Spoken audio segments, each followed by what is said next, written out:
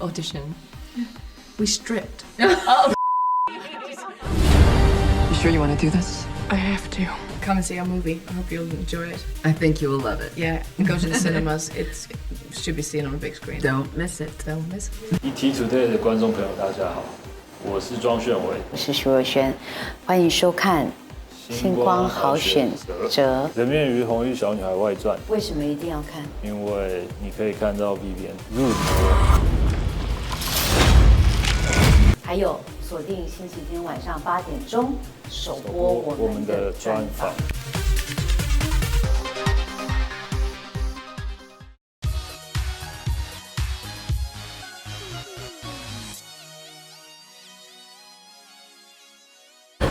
观众朋友，大家好，欢迎收看这个礼拜的星光好选择，我是主持人立喆。这回带大家来到英国伦敦的大英博物馆，这里面馆藏的宝贝有800多万件，记录着人类10000年的文明发展史。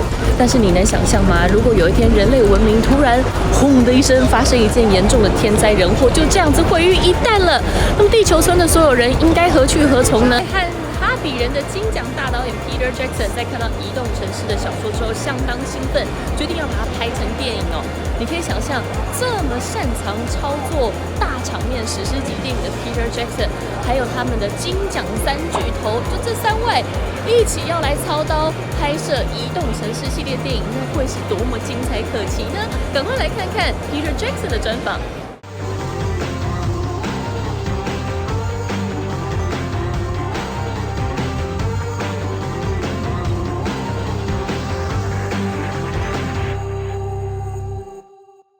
This movie is really exciting.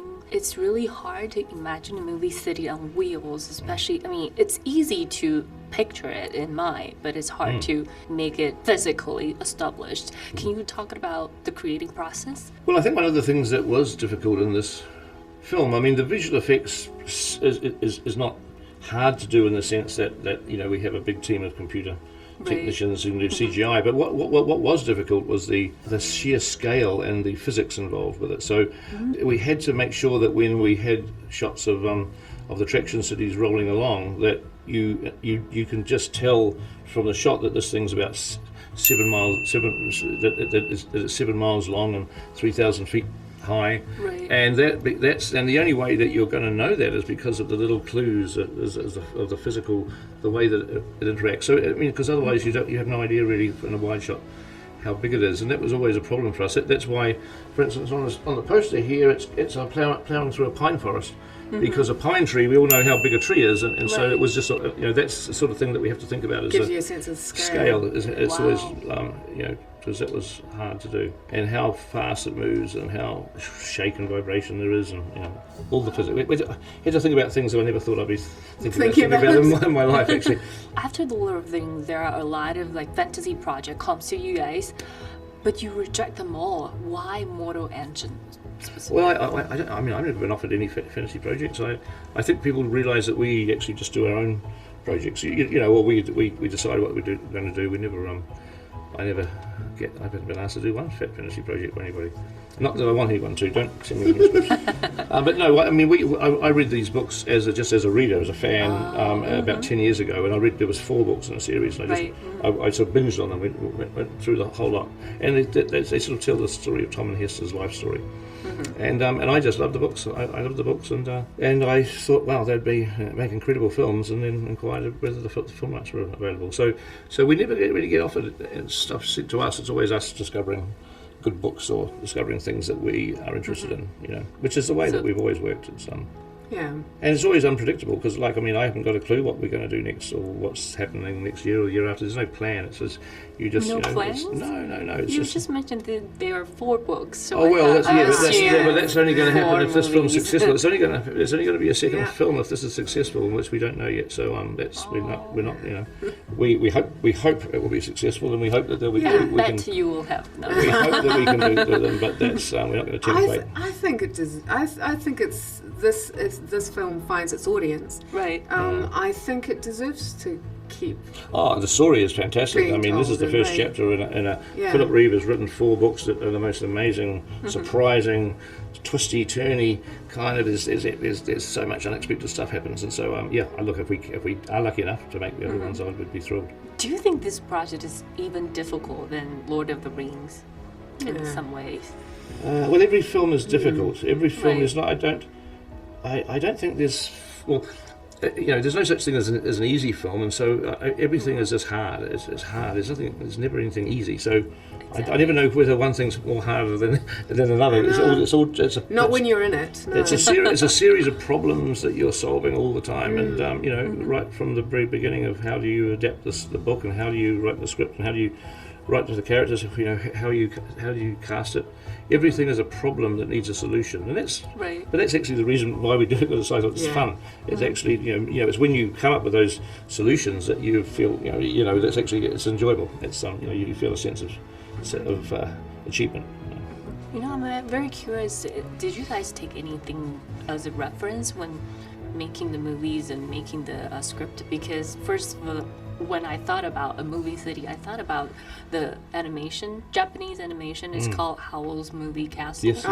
Yes. Did you take anything for reference? Well, not really. I mean, Howl's Moving Castle is a fantastic film, but it's a walking Right.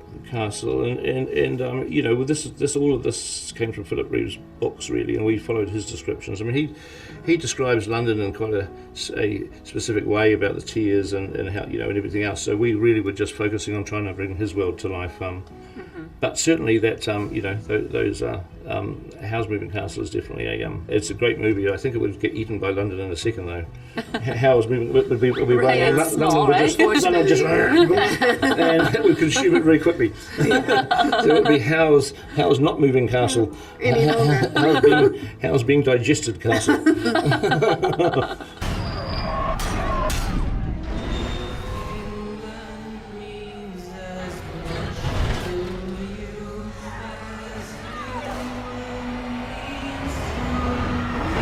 Great job, Kristen. This is your first project. I mean, this is definitely not your first movie, but this is first directorial project. Yeah, first directing of a feature film. With a lot of help from some people who have done it before and very well. But you were part of the team for Lord of the Ring already, and part of the crew for Peter Jackson. So, how does it feel to be on your own? Well, I mean, pretty terrifying. It'd be a lot more terrifying if I was on my own, but I had a lot of support. We went into a big creative collaboration with Peter and Fran and Philippa, and they asked me if I wanted to direct this film, and Did you struggle?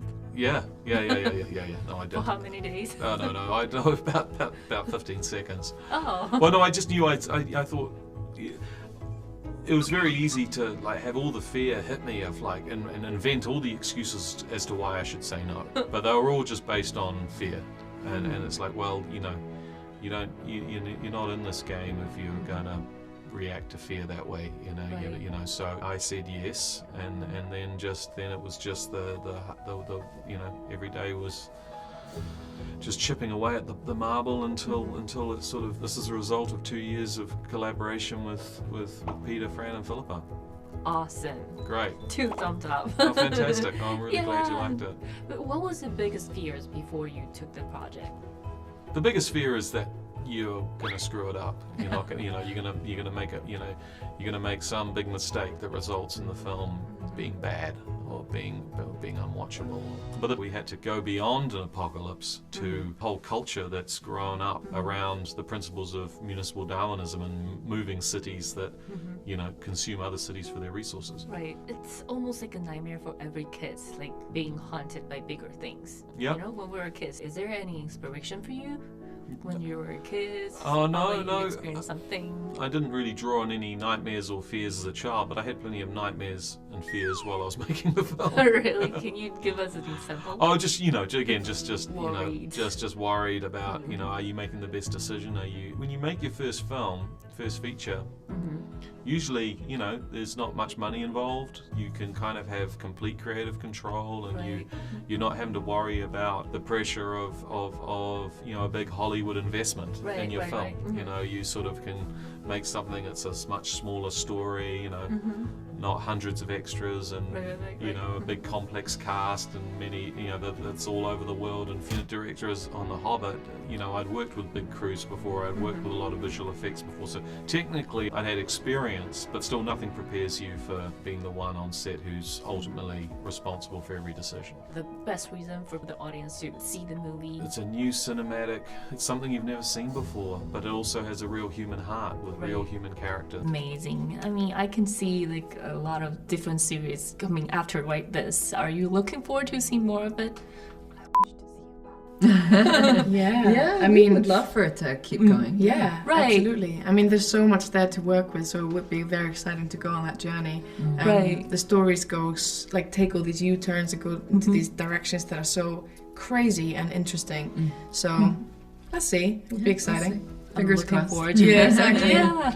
And can you tell us about the audition process? You two are the perfect choice for the directors. And also, you know, Peter Jackson, when they saw your, you know, the audition tapes, they loved you right away. What did you do in the audition? We stripped. Oh, No, I'm joking. I just had to say that. No, I didn't. That's something we'll see in the movie. I mean, who wouldn't do that for Hester Shaw? No, yeah, exactly. Not at all. I think, well, I mean, I had two scenes to work with, still in the air. I had two scenes to work with, one from the beginning of the movie and one from the end. So, yeah, I went for something that I thought was Hester to me and what was important to me, and Do you still remember the lines or something? Well, I mean, yeah, you know, like the first scene changed a little bit in the movie, but the last scene, I mean, there's still, I think there's a line actually. There's a couple of lines that were still, you know, are in the actual movie that I did in the tape, I think. Anyway, yeah. So I mean, I'm not gonna do it now. If that's what That's what I'm going to do. And you? Well, I sent in one tape. It was funny because as I was doing the audition tape, I was in a hotel room and there was an electrical fire. But by the time that happened, you know, I had done so many takes and I would stop in the middle because I messed up on a line. So I was determined. I was like, okay, this one I'm going to finish all the way through. Wait, so there was an electrical fire? Yeah. What does that mean? I mean, Well, so while in the middle of the thing, towards the end of my take, I hear this noise. There's a noise above me, right? Oh. But then I was so determined to finish it because I had stopped so many times. For a tape, yeah. Yeah. I kept going, and in the last few lines, all the smoke came up. And I was electric fire. So you risked your life. I did. Wow. I did. And then Just like and in all the the film. smoke came up. And then I was like, smoke.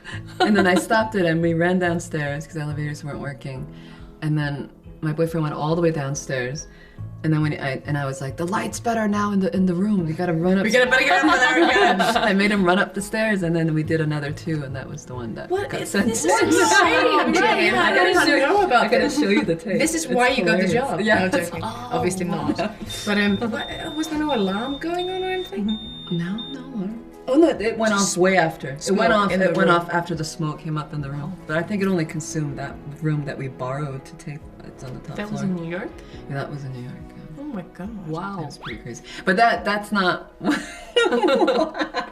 I got the wrong. No, obviously not. Obviously, I there's didn't more send to that you tape than in. just that. Well, please, I didn't send that tape I'm in. dying to see it. Did you not send that in? No, I didn't Can send that. we see I it at thought it some was point? hilarious. I was want to see gonna it. send it. You're in. gonna show it to me. I will. Okay. At I lunch wish you I will can see it. Where can I see it? Post it on your Facebook or YouTube. I'll have to get permission from the right. filmmakers. One day. Maybe after the movie comes out, I can Yeah. show it. Yeah, you know, it's like a bonus scene. I have to Absolutely. record like a fake audition tape with like a fire in the background, with like a fire brigade running, and I'm just like, no, I'm taping.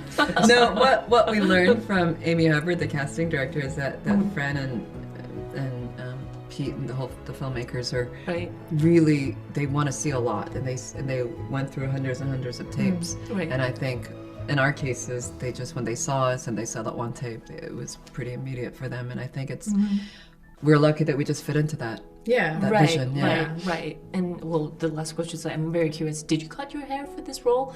And did you try to scarf yourself when you knew you were gonna take this role? No, I didn't. Just because, yeah, I didn't think that was the right thing. For Halloween. Yeah, exactly. I would probably now. I did, though, by accident, do that to someone else whilst filming. This is terrible. It makes me sound like I keep beating people up by accident and scarring them. But we, went through a lot. And there was a fight scene, though. Yeah, and there was a moment where I gave someone the same, not as deep, but a scar here by accident. It meant something. Is the guy still alive? Yeah, he is, and he's not scarred permanently, although that would be kind of cool. It's just a scratch. Leave your mark. Well, okay. Well. No, what was the question? It's your hair. I know, I went off rails. I had long hair my whole life, and I cut my hair to play twins in a TV show that I did, which was my first acting job. For this one, actually, Anna Fang had longer hair in the book, but they liked it the way it was. But the movie is really short. It's even shorter than you are right now, right? I think on the sides it was were on a the little sides, bit shorter, yeah. What was the first reaction when you saw your short hair? Well, I liked it. I liked it. Yeah, it really I thought it was suits you. it had this rebellion to it, so yeah, I really liked it, yeah. Thank you. And all you see are the jagged edges. But she is something quite different. She is beautiful and strange. And very, very rare. 1983年推出的超夯电视影集，你有看过吗？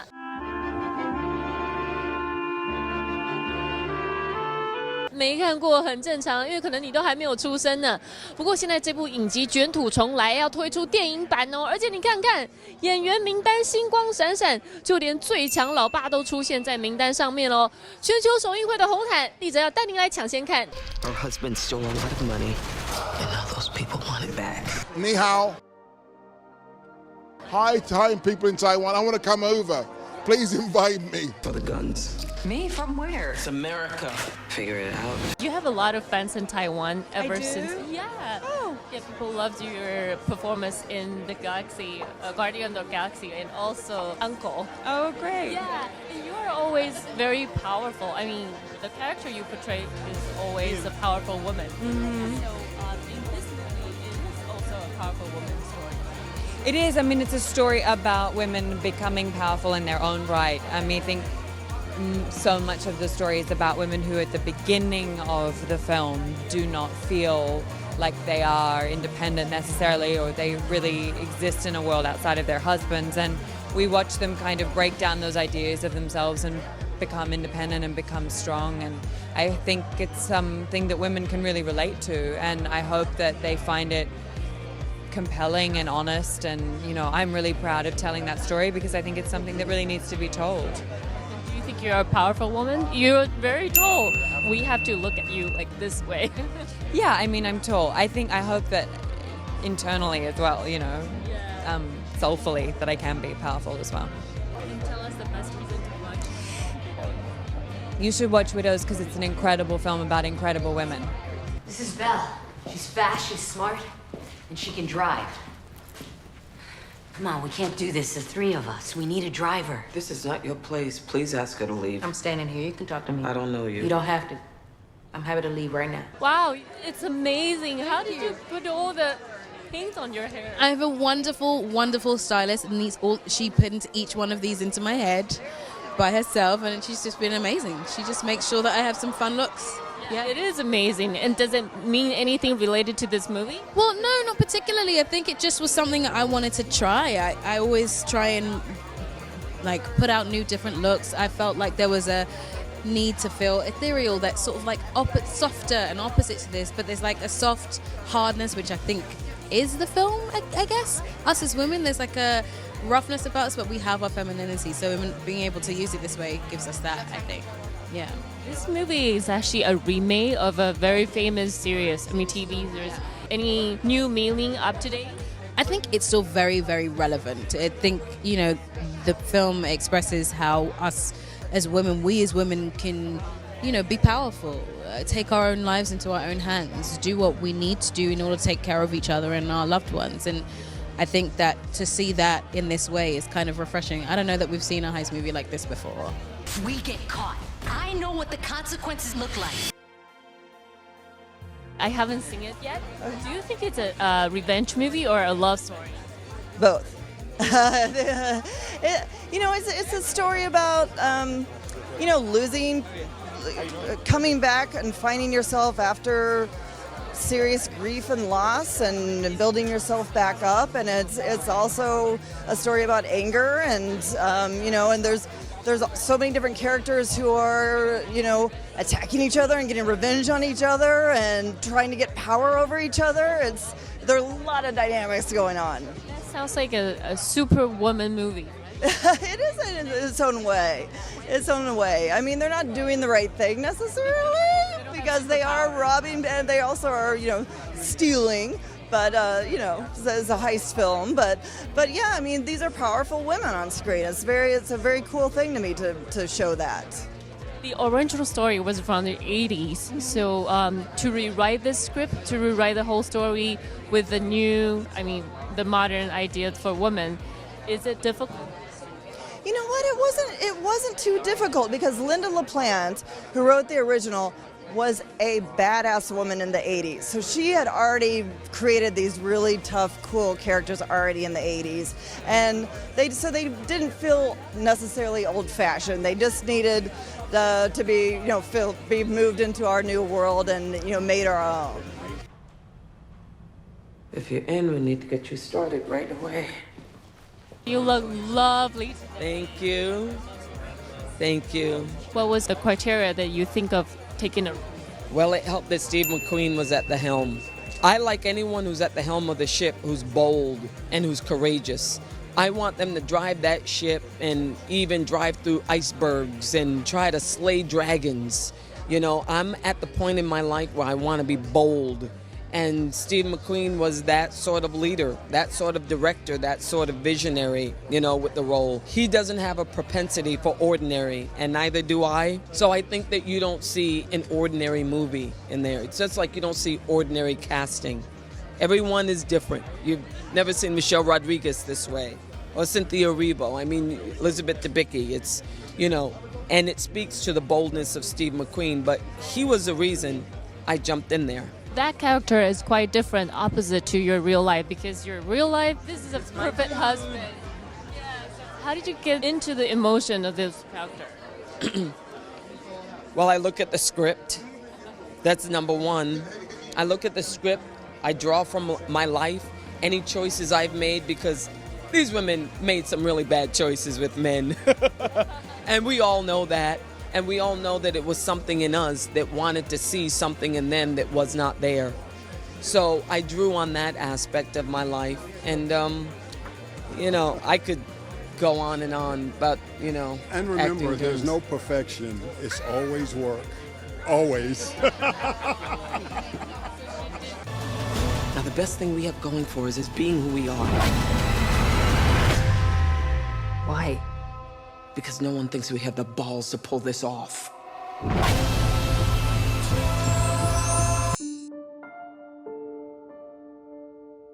为什么立喆刚刚要拍这一条鱼给大家看呢？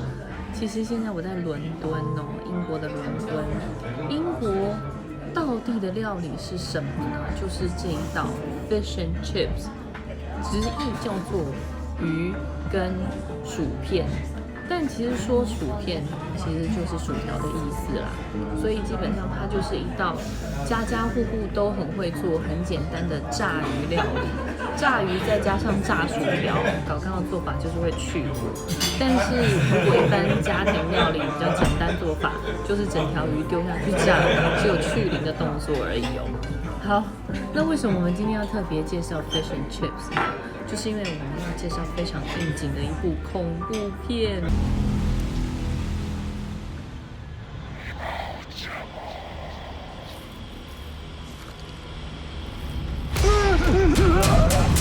上个礼拜我们已经有看到人面鱼、红衣小女孩外传、郑人硕跟张书伟两帅2位男主角的专访。这个礼拜我们就要带大家来看看女主角，这一次也是有很大突破、很大牺牲的女神徐若瑄，她在里面超级狼狈的，还有这位新锐导演。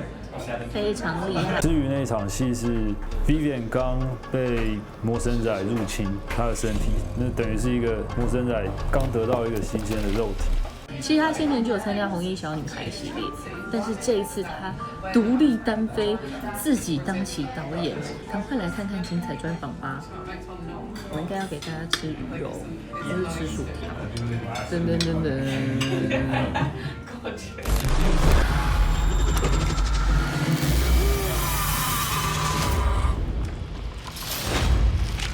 我在金马红毯的时候受访，然后他们问了我人面鱼的问题。那你知道那个过程是很短的嘛？那段访问播出来，我的声音是变男生的声音。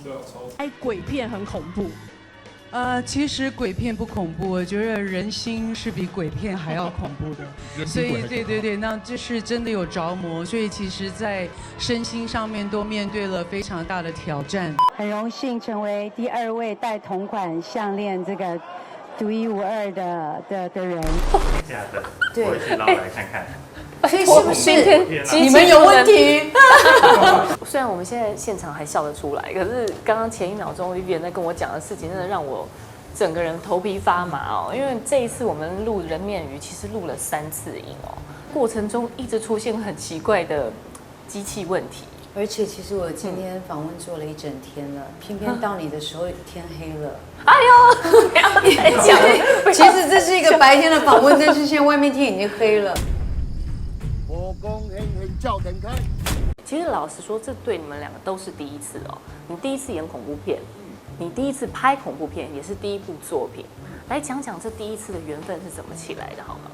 记得是在红衣第2集在做后期的时候，我就接到他电话，然后他是说，红衣要继续往下拍，然后问我有没有兴趣。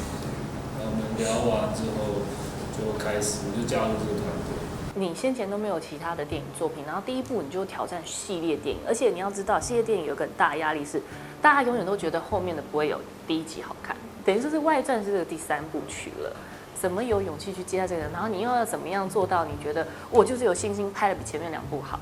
对啊。其实接的时候也很担心，然后但是觉得在台湾拍片能拍到系列电影是很难得的经验，那我就接受这个挑战，然后接下来的课题就是说我们要怎么把一个红衣这样的 IP， 然后继续延长或扩大。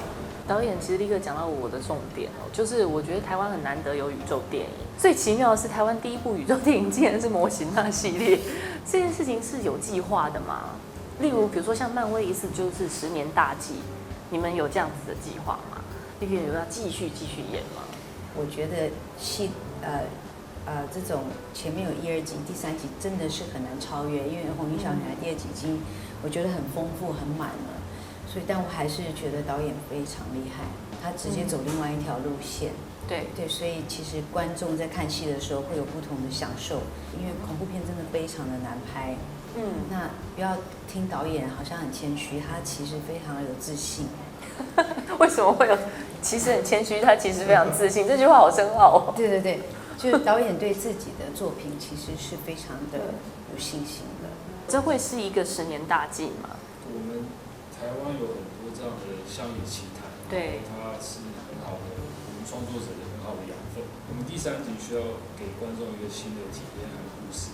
那这个时候，我觉得我们就必须把宇宙观建构起来。建构起来之后，未来的集数，就也许有玉山小飞侠，也许有其他阿里卡盖，就是各种台湾乡野奇谈，我们都可以。阿里卡盖，阿里卡盖是山上某种巨大的东西。你说太多了。不会，尽量来。那你能说吗？那你请专注于人面鱼，谢谢。所以你现在是防雷大师就对了，你是奇异博士的角色，这位是小蜘蛛。不只是你第一次接演恐怖片，也是第一次这么沉重的角色哎。看到那个剧本的时候，你有觉得哇，这个角色很难，你有挣扎过吗？没有哎，因为时机成熟了，才知道了有这么好发挥的角色，必须拿下来。每个演员都会期待有这么好的一个角色可以去发挥，因为是真的跟自己很不同。我觉得无论在身心灵上面，或者是一些体验上，肉体的体验上，跟一些可能启动全身肌肉，一些可能平常没有用过的肌肉线条，你要去动那块肌肉，都不是很常发生的事情，所以实在太兴奋、太期待了。就算是黄雅慧练钢琴，她是个钢琴家，没错没错。魔王那首歌第一个音手指头就是要这么开，哇！所以我第一天弹钢琴手就一直抽筋，然后我就一直在想，导演，你知不知道我少0.01公分，我就演不了这个角色。我真的浑身解数的去练钢琴，我尽量，我至少要能做到手要在那个位置上。因为我也会去想。去看电影的观众有钢琴家、钢琴老师。如果你手没有在位置上，他会弹出剧情，他会对，你手根本就不对，手根本就不是在那里。我觉得这个是我对自己的要求。3个月对我来讲就不够，早也弹，晚也弹，坐飞机也弹，吃饭也弹，然后跑步机上面也弹。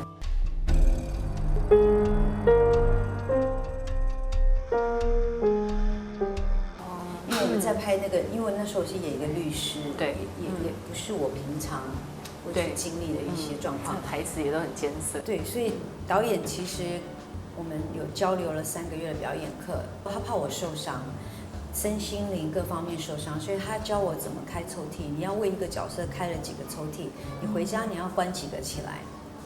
因为那我不能完全关起来，因为黄雅慧太苦了，你全部关起来，你隔天再开工，你要从头再进入这个角色，是给自己找麻烦。所以我可能今天的戏为了黄雅慧开了3个抽屉，回家我关2个留1个。但是那个状态是我在跟我老公讲电话的时候，就是我还保留着黄雅慧的1扇抽屉，所以我没有办法跟她甜言蜜语，都是哦。对啊，很想你，那你好吗？我 OK 啊，有点累，那晚安，拜拜，就是这样。你现在就很像黄雅慧，但是我一看到儿子，那个抽屉马上关起来，没办法，变成 Hilton 妈，对，讲话声音都不一样，对，这就是母亲的力量，没错。因为我知道我先生他是一个成人了，他能够理解，他能够照顾自己的时候，我就让我保留一点黄雅慧的状态，但是我一看到儿子。是马上黄雅慧跳走，但他知道你在演什么吗？他不知道，因为他也不能看啊，他不能看，所以他会想看你演的东西吗？那他不知道我是演员啊，他也不知道什么是演员，所以我现在想很期待说，赶快有个卡通片找我配音，我可以带他去看，帮大家呼吁一下，让他只知道我是唱歌的。所以会唱你的歌，因为唱歌的都可以给他看啊。哦，对啊 ，MV 那些，那你要怎么跟他讲说你为了这一次人面鱼，然后回到台湾，需要？知道我就跟他说，妈妈的工作是唱歌。哦，所以他以为你去唱歌，他以为我去唱歌，而且你也是真的唱了这首歌啊。昨天我们的爱已经死掉，不知道怎么想，我怕出你招，全世界颠倒。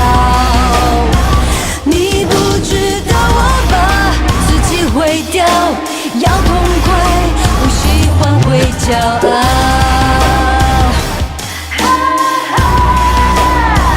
你不知道我把自己毁掉，要过得更好，换回骄傲。